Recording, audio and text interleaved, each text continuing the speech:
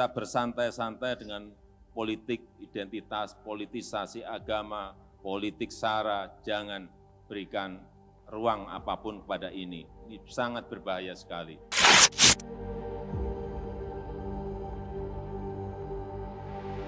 Situasi menjelang pesta politik di negara manapun pasti selalu memanas, layaknya menuju medan perang. Masing-masing sudah mempersiapkan senjata dan amunisinya untuk bertarung memperebutkan kekuasaan. Sama halnya seperti di Indonesia, menjelang pemilu serentak di tahun 2024 mendatang, setiap insan politik sudah mempersiapkan diri untuk mencapai kemenangan. Makanya, berbagai cara dilakukan mulai dari upaya yang baik sampai yang terburuk sekalipun. Inilah yang menjadi concern dari Presiden Jokowi, sehingga mantan Gubernur DKI Jakarta ini tidak lelah mengingatkan warganya untuk mengantisipasi polarisasi akibat kondisi politik yang memanas. Wajar saja sih, soalnya ada satu peristiwa besar yang gak akan pernah dilupakan sama seluruh masyarakat Indonesia. Apalagi kalau bukan aksi bela Islam yang terjadi pada Pilkada DKI Jakarta 2017 lalu. Bisa dibayangkan, begitu gencarnya nuansa politik identitas yang menyeruak hingga mengakibatkan polarisasi di tengah masyarakat. Basuki Cahayapurnama alias Ahok akhirnya harus rela dikorbankan demi memedam amarah masyarakat yang sudah kalap karena termakan politisasi agama atau politik identitas. Peristiwa ini menandakan kalau agama masih menjadi pertimbangan yang begitu kuat bagi masyarakat. Pengaruhnya begitu besar dalam dinamika politik negeri.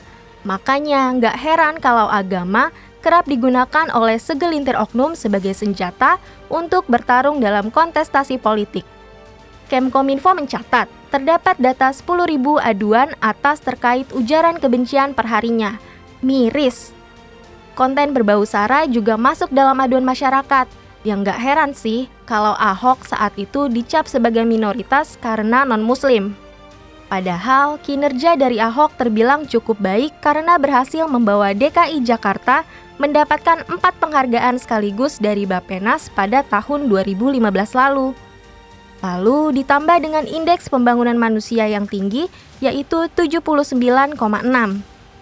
Tapi sayangnya prestasi ini tidak ada artinya di mata kelompok radikal yang gemar memainkan isu politik identitas. Bahkan sampai Pilpres 2019 pun politik identitas masih dimainkan oleh segelintir oknum, hingga polarisasi masih terus terjadi. Gak hanya di kalangan elit, perseteruan juga sampai ke akar rumput. Bahkan mirisnya, bisa membuat hubungan antar teman dan anggota keluarga menjadi renggang. Mengerikan bukan? Maka wajar jika Presiden Jokowi tegas menanggapi fenomena ini dengan serius. Baru-baru ini saja, Presiden menyampaikan 4 arahan pada acara Konsolidasi Nasional Badan Pengawas Pemilu pada 17 Desember 2022 lalu. Ada 4 poin penting yang ditekankan oleh Presiden Jokowi. Pertama, Presiden meminta supaya Bawaslu bisa memetakan potensi masalah, sehingga berbagai pelanggaran bisa diantisipasi. Perencanaan yang matang diharapkan bisa dilakukan supaya ancaman bisa dideteksi sejak dini. Hal ini penting, apalagi kalau melihat dampak negatif akibat dari politik identitas. Bisa dilihat ketika ada warga yang menolak kedatangan Ahok tahun 2016 lalu karena dianggap menista agama. Presiden tentu tidak ingin hal ini terulang sehingga tegas mengingatkan Bawaslu supaya bergerak cepat memetakan potensi ancaman ini. Kedua, Presiden tegas mengingatkan Bawaslu untuk melakukan pencegahan kecurangan yang terjadi secara terstruktur dan sistematis, mulai dari tingkat desa, kecamatan, hingga tingkat pusat supaya ancaman bisa dicegah dan diantisipasi. Wajar jika Presiden Jokowi khawatir, karena kecurangan pada saat pemilu nyata terjadi, apalagi dengan adanya potensi politik uang. Hal ini tidak bisa dipandang remeh, karena Lembaga Survei Indonesia menyebut kalau pada Pilkada 2020 masih ada praktik politik uang.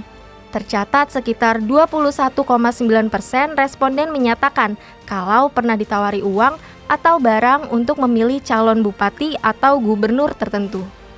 Ketiga, Presiden Jokowi juga mendukung penuh gagasan Ketua Bawaslu Rahmat Bagja yang akan meningkatkan pengawasan terkait pemilu di media sosial. Karena menurutnya, medsos kerap menjadi media untuk menyebarkan hoaks, politik identitas, dan isu sara yang bertujuan mengadu domba dan memecah belah masyarakat. Kalau yang satu ini sudah pasti harus diantisipasi, apalagi kalau ingat media sosial adalah fasilitas paling mudah dan murah untuk digunakan. Hanya berbekal paket internet saja sudah bisa sebar konten berbau sara.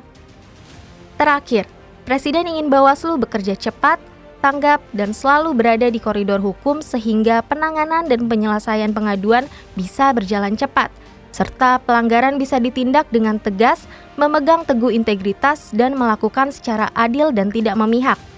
Presiden mendorong agar Bawaslu melibatkan partisipasi masyarakat seluas-luasnya. Presiden juga meminta agar Bawaslu menggencarkan pendidikan politik, literasi, dan partisipasi masyarakat untuk menjaga pemilu yang berintegritas dan berkualitas. Pada intinya, pemilu 2024 mendatang harus menjadi konstelasi politik yang sejuk dan aman. Makanya, politik identitas atau politisasi agama tidak boleh dibiarkan bergerak dengan leluasa. Jangan sampai kelompok radikal dan oknum politisi busuk memboncengi agama demi kepentingan pribadi yang pada akhirnya merugikan seluruh masyarakat Indonesia.